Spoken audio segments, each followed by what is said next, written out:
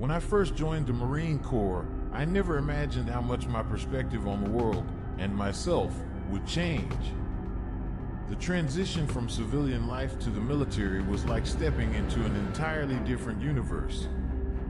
I had to unlearn everything I thought I knew about discipline, teamwork, and endurance. Among the countless lessons, one of the most surprising came from an activity as seemingly simple as going to the field. Initially, I thought this phrase was literal, heading out to some grassy expanse, setting up tents, and spending a few days in nature. Maybe like camping, just with a military twist. I wasn't entirely wrong, but I wasn't prepared for the reality of what the field actually entailed. Recon life didn't come with comforts. There were no tents, no neatly arranged campsites, and certainly no campfires where we could toast marshmallows. It was pure survival in the wilderness, patrolling endlessly through dense jungles, rocky terrains, or whatever harsh environment we were thrown into. The reality of the field. My first duty station was in Hawaii, a place I'd always dreamed of visiting as a civilian. In my mind, I pictured sandy beaches, clear blue skies, and relaxing weekends. But military life in Hawaii was a far cry from the paradise I'd envisioned. Going to the field here meant packing enough supplies to last a week, loading into convoy vehicles or helicopters, and heading deep into the jungle. The terrain was rugged, humid, and unforgiving. Rain was constant, centipedes were everywhere, and sleep? Well, that was a luxury. My first field exercise was an eye-opener. As a rookie, I underestimated the physical and mental toll it would take. The jungle wasn't just a backdrop, it was an active participant in our training. Every step through the thick underbrush was a struggle, every sound in the night a potential threat. Despite the challenges, I quickly learned to adapt, or at least survive. The camaraderie among us kept our spirits up, even when things got tough. But Hawaii wasn't the only place where the field had its challenges. Camp Pendleton, California, was a whole different beast. The dry, desert-like terrain brought its own dangers, like rattlesnakes and cacti that seemed determined to stab you at every turn. Each training location had its unique set of hurdles, and each tested us in ways I couldn't have imagined.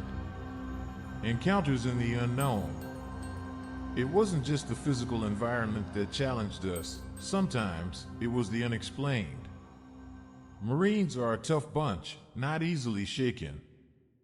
But even we have stories that make the hairs on the back of our necks stand up. Stories of strange encounters, eerie sounds, and shadows that didn't belong. These weren't the kind of things we talked about openly, but around the campfire or during a quiet watch, they came to life. One such story unfolded during a mountain warfare training exercise in Bridgeport, California. The setting itself was enough to make anyone uneasy. Jagged peaks, freezing temperatures, and a sense of isolation that pressed down on you like the altitude. Our unit, Alpha 2 of the 1st Combat Engineer Battalion, had been briefed on everything from high-altitude sickness to the hallucinations it could cause. We laughed off the warnings, confident in our training and our toughness. But confidence can only take you so far. The Pale Crawler incident. It started like any other field operation. We'd set up a makeshift camp at LZ Owl, the highest landing zone in the training area. Our shelter was rudimentary, a few tarps strung up against a tree to keep the snow off. The tree itself grew up against a rock face, providing some shelter from the biting wind. There were 3 of us, myself, another engineer, and a water specialist nicknamed Water Dog. He was a character, always messing around with his rifle and showing off his bayonet like it was a trophy. That night, the snow fell hard and the cold seeped into our bones. By 9 p.m., we were huddled in our sleeping bags, trying to conserve heat. The forest around us was silent, save for the occasional rustle of wind through the trees. It was the kind of silence that makes you hyper aware of every sound, every movement. Around 10 p.m., I woke to the distinct sound of a rifle's charging handle being pulled back. It was loud enough to cut through the stillness, but when I looked around, nothing seemed out of place. Our rifles were where we'd left them, untouched. Water Dog's rifle was on the other side of the tree, out of my view. Assuming it was him, I called out, "Hey, is that you messing with your rifle?" Water Dog stirred in his sleeping bag, his voice groggy. "What are you talking about?" I didn't touch it.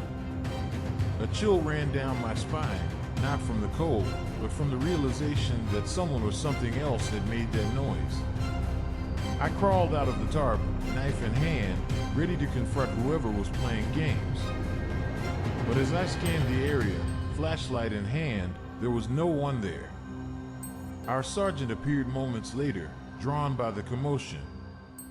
"What the hell are you doing out here with a knife?" he demanded.